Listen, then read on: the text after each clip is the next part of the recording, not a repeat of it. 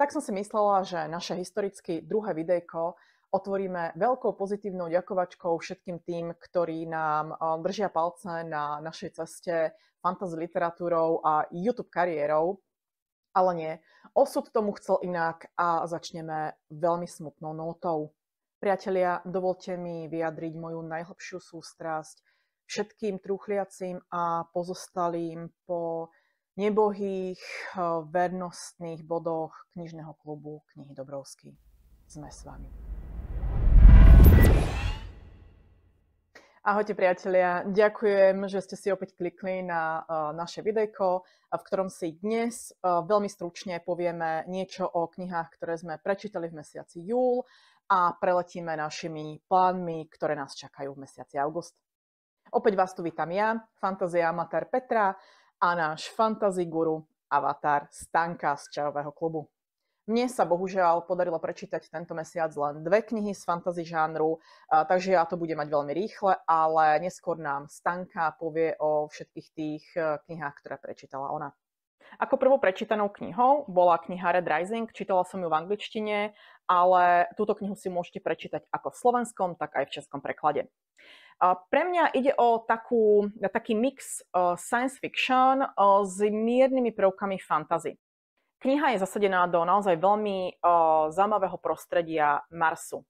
Naša hlavná postava, mladúčky Darrow, pochádza z tej najnižšej robotníckej vrstvy a vyslovene každý deň chodí pracovať do takého robotníckeho pekla. Ako to už býva, zamiluje sa, ožení sa, no jeho manželka zrazu úplne tragicky spácha takú skoro až rituálnu samovraždu, ktorú spácha preto, aby jej manžel, absolútne nič netušiaci a spokojný s vlastným životom, mohol pomstiť nespravodlivý politický systém, ktorý je nastolený na planete Mars. Mne sa tento trop dal trošku už prežitý, ale fajn, skočila som na túto vlnu, čítala som prvé 2/3 naozaj s veľkým zaujatím. Bavilo ma hlavne to prostredie, taký ten setup, ktorý si kniha robila. Posledné 2/3 ma ale už stratili, pretože tam už naozaj sme moc zabrdli do takej vody mládežníckej literatúry. Každopádne, podľa recenzií, táto séria má vstúpajúcu tendenciu práve kvôli tomu, že naša hlavná postava Darrowa sa vyvíja a v následnej tetralógii, ktorá prichádza po prvej ukončenej trilógii, sa táto postava mení už naozaj v údajne dosť brutálneho chlapíka, ktorý si nedáva servítky pred ústa a ktorý zaujme už skôr toho dospelého čitateľa. Takýto vývin postavy je pre mňa veľmi atraktívny a naozaj by som si sériu veľmi rada prečítala. No české vydavateľstvo Host zatiaľ oznámilo, že príde len s prekladom prvých 3 častí, čiže s prekladom tej prvej ucelenej trilógie. Pokiaľ oznámia, že budú prekladať aj následnú tetralógiu, celú sériu si veľmi rada prečítam. V tomto bode, ale v ktorom sa nachádzam ja, knihu a sériu ako takú zatiaľ odkladám. Nenalákala ma natoľko, že by som v nej pokračovala napríklad v angličtine, ale pokiaľ bude kompletne celá preložená, veľmi rada sa k nej vrátim a budem sa veľmi tešiť na tú cestu, ktorou si Darrow prejde. No a druhou knihou bola prečítaná záverečná časť trilógie Drakony z Memoria od Anthonyho Ryana. Anthonyho Ryana mám veľmi rada, mne veľmi sadla jeho séria Tieň krkavca. Podľa mňa tam sa ukázalo jeho majstrovstvo vo vykresľovaní postav. Tu bohužiaľ mi ponúkol postavy veľmi ploché, ktoré sa mi vo svojich charakteroch vyslovene zlievali dohromady. Takže tu som si ja naozaj neprišla na svoje. Napriek tomu ide o veľmi dobrú a originálnu fantasy sériu s prvkami steampunku. Nachádzame sa vo svete, v ktorom nielenže bojujú proti sebe dve zaujímavé skupiny ľudí, ale ľudia bojujú aj proti bajnému bielemu drakovi. Veľmi sviežým prvkom celej tejto trilógie je spôsob komunikácie medzi jednotlivými vybranými postavami. Máme tu kolektívne myslenie, čiže ako keby kolektívny prenos jednej myšlienky z jedného jedinca buď na celú skupinu, alebo medzi vybranými jedincami navzájom. Tiež tu máme zvláštnu mágiu, kde využívame krv drakov. Tých drakov vyslovene odkrvujeme a krv buď pijeme, alebo si ju picháme do žil. Bola to veľmi originálna myšlienka, ten magický systém je veľmi jednoduché pochopiť aj sledovať, naozaj v deji sa nestrácate, ale budem úprimná, čítať 3 knihy o tom, ako si neustále niekto buď vpichuje do žily dračiu krv, alebo ju pije, na konci 3. knihy je to už naozaj veľmi únavné. Každopádne sériu ako celok môžem rozhodne odporúčiť. Pokiaľ nemáte nič iné na práci a chcete fantázii s tými takými jemnými prvkami steampunku a pokiaľ ste si napríklad obľúbili v sérii Tieni krkavca Velinovú sestru a jej cestu k tým lodiam, ak ste to teda čítali, tak myslím si, že Draconis Memoria vám naozaj môže sadnúť, pretože väčšinu deja budeme na lodiach a toto prostredie bolo naozaj veľmi, veľmi zaujímavé. No a teraz sa už poďme pozrieť na to, čo prečítala Stanka. Hola, hola, Peti. Čau. Hele, ten malej černý Sauron, to jsem já. Protože ty si ze mě udělala normálně youtubera. A jako, jak jsem k tomu přišla, kdy se to stalo, že natáčím video na YouTube? No nic, ptala ses mě, co jsem přečetla v červenci. Tak já ti to řeknu. Ako prvé Stanka prečítala knihu Z krve a ohňa, na ktorú ja sa zhodou okolností chystám v auguste, čiže pre mňa úplne super, že mi povie o tom, ako sa jej kniha páčila. Hele, věděla jsi, že Ryan Cahill je Ir a že je docela hezký a že na Instagram dává videa, jak posiluje. Nebo jak se mazlí se svým psem. To je úplně strašně hustý. Z krve a ohně úplně tak strašně hustý není, ale je to dobrý. A pro začátečníky ve fantastice je to skvělý. A pro lidi, co mají rádi Aragona, je to taky skvělý. Pokud je to teda neurazí, protože to vykrádá, co může. Ale hele, já si to fakt užila. Úplně jsem vypla. Svítilo sluníčko, bylo strašný vedro, v práci jsem toho fakt měla mrtě. A tohle to mě z té podivné nálady a z uškvařeného mozku pěkně dostalo pryč. Mně se to líbilo a těším se na druhý díl a doufám, že to Phobos všechno vydá a že to bude super. A i když to možná nebude moje nejvíc oblíbená série, tak si to prostě užiju. Za mňa teda pozitívna reakcia, ja sa veľmi teším z toho, že Stanka vravela, že je to pre začiatočníkov. Mne také tie tropes vôbec nevadia, pretože ja nemám toľko načítané v tej fantázii, takže veľmi rada si prečítam niečo oddychové, niečo, čo bude mať drakov a pričom si oddychnem. Ja sa na to veľmi teším. Poďme sa pozrieť, čo čítala ďalej. Hele, bitevní mák a Z krve a ohně. Já si připadala, že čtu úplně 2 stejné knížky. Nebo pokračování o jiných hrdinech. Prostě to bylo úplně ty stejný klasický žánrový tropes. A vadilo mi to? Ne, vůbec. Já jsem si to užila. A bitevní mák mě dokonce rozbrečel. To jsem takhle jela s manželem v autě. Venku strašně pršelo, my jsme jeli do Drážďan a on se na mě podívá a říká, proč bolíš? A já, no protože jo, takže mně se to líbilo. Ještě jenom takový sauronovský štipnutí. Tohle je fantasy. Tohle by se měla najít, když jdu do regálu v knihkupectví. Fantasy, vyndám bitevní mák, na obálce drak, kluk, nějaký hrad, bla bla. Dostanu to, co tam je na obrázku. Žádný porno. Můžu říct porno na YouTube? Se nevěď. Když tak mi to vypípni.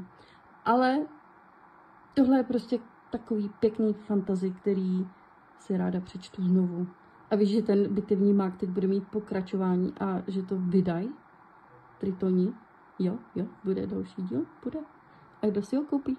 Kdo pro něj bude do knihkupka? No ty a já, že jo, obě. Prostě obě. Super. Na bitevního maga, ktorý je niekde tu za mnou, ja sa určite teším a veľmi dobrá informácia za mňa, že tieto dve knihy Kahila a bitevného maga určite teda nebudem čítať pri sebe, nechám si medzi tým možno, že nejakú science fiction. Takže perfektné, ja sa teším. A víš, co je taky fantasy? Jonathan Strange a Panora. A je to už přes 20 let starý.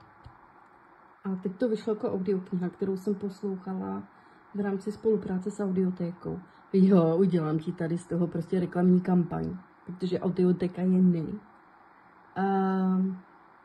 Načetl to pan Holík a je to super.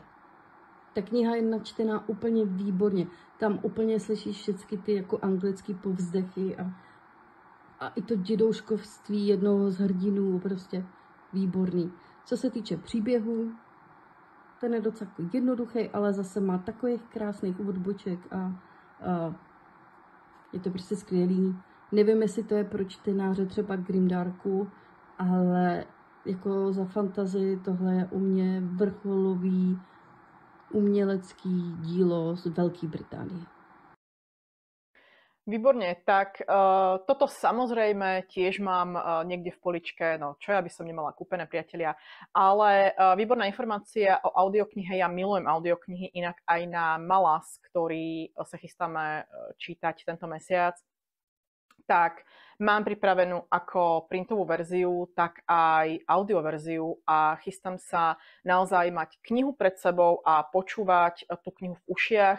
Bude to dvojitý zážitok, veľmi sa na to teším a ak ste sa náhodou ešte nepridali k nám do spoločného čítania, tak Stanka na svojom Instagrame už urobila skupinu na toto spoločné čítanie a poďte, pridajte sa. Bude to určite to bez sranda. Sauron si na tebe vzal palcát, protože si ještě nečetla Naslouchače. Hele, tohle je 4. díl, bylo to dobrý, bavilo mě to. Série nepotřebuje představování. Petra Stehlíková stvořila skvělý svět. Naslouchači, na stérii, všechno tohle, furt na to musím myslet, tak je to dobrý. Má trošičku co dohánět, co se týče postav. Dobře, ale nejsem cílovka, tak se prostě Ilan chová jako rozmazlený fracek. A tak ona je rozmazlený fracek. No.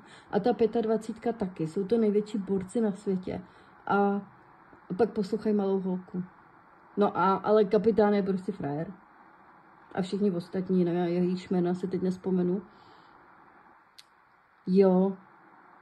Já nevím, jestli ty to někdy přečteš, ale já nevím, třeba jednou dětem bys to mohla číst. Dětem? No, priatelia, ja a deti, to nejde dohromady. Ale priznám sa, toto ma moc neláka, no ale uvidíme. Stanka, čo máš pre nás ďalej? Sauronek mi teď šeptal do ucha, že nechce být hlavním hrdinou tvýho filmu, takže to hodně zkrátíme.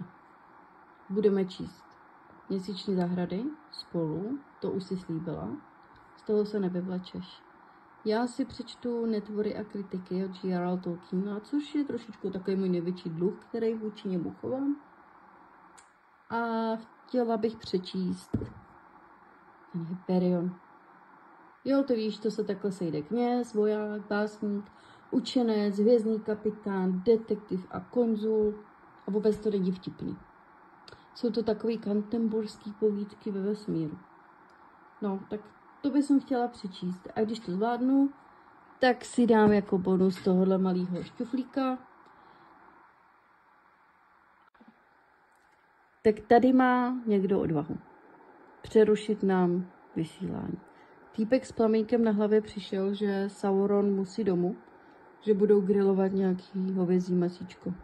Nebo obytí, nevím. No, já chci ještě zmínit, že budu číst ve společném čtení s holkama z Instače Odvahu. Holkám se moc líbila, takže si u 2. dílu Věrných a padlých určitě zanotujeme. A kdyby letos na podzim nevycházel zpěv překladatele, což je 3. díl Ptačího srdce od Jana Hamouze, česká fantasy, tak se budu na Johna Gwynna těšit ze všech nejvíc. Ale má silnou konkurenci, že jo, u Honzy. Tak Honza u Honzy, to je dobrý. Hele, tak ahoj. Mějte se tu všichni krásně. Doufám, že máte Johna Gwynna rádi, stejně jako já, protože si toho chudák zaslouží. A neměl to lehký. Tak jo, čus. Tak, toľko ohľadom Stanky. Ona nám už aj povedala, na čo sa teší v tých najbližších mesiacoch, čo bude vychádzať, a tým pádom aj načrtla trošku tému nášho budúceho videjka. Tam si urobíme taký prierez tých hlavných titulov, na ktoré my dve sa tešíme. Budú to také tie novinky, ktoré prichádzajú v preklade na český a slovenský trh. Takže za nás na dnes všetko. My vám veľmi pekne ďakujeme za váš čas, ktorý ste nám venovali, a vidíme sa opäť, možno že nedeľa alebo pondelok. Budeme sa snažiť tieto videjka držať naozaj tak, že raz za týždeň. Ja to točím vždycky v sobotu alebo v nedeľu, ako mi čas vydá. Ale pokiaľ budete veľmi poslúchať, tak si možno, že dáme cez týždeň aj občas nejaký bonuštek. Ďakujeme za váš čas a majte sa krásne. Ahojte. Ty tohle fakt chceš publikovat? Och jo, dobrý no, tak jdem dál.